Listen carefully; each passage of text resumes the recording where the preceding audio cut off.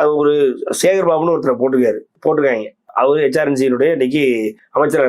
எந்த கோயிலுக்கு போனாலும் பக்தர்கள் திட்டுறாரு. எந்த பக்தர்கள் திட்டுறே போ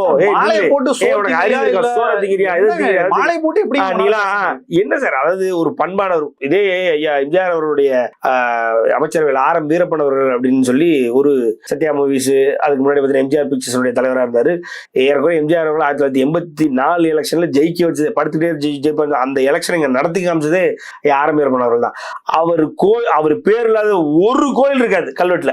எல்லா கோயிலையும் குடமுழுக்கு பண்ணாரு, எல்லா கோயிலையும் புதுப்பிச்சாரு, புனரமைச்சாரு, எல்லாம் பண்ணாரு. எவ்வளவு இங்க என்ன நடந்திருக்கு சார் சொல்லுங்க.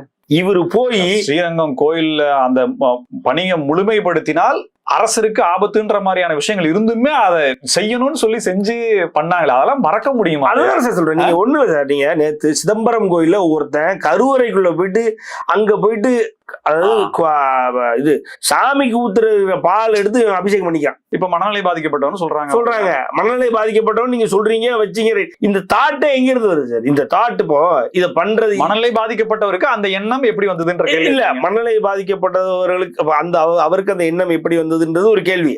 அதை விட இன்னொரு கேள்வி வைக்கிற பாருங்களேன். இதை நேற்று ஷேர் பண்ணி கொண்டாடினவன் இருக்கிறான் சார். எனக்கு தெரியும் ஹேண்ட்ஃபுல் ஆஃப் ஒரு 100 பீப்புளா இருக்கும், ஒரு 100 பேரா இருப்பான். அவன் தான் சார் மனநோய். அவன் மனநோயாளின்றது ரைட், ஓகே, அது இருந்துட்டு போட்டோம். அது உண்மையோ பொய்யோ, இவன் தான் மனநோய்.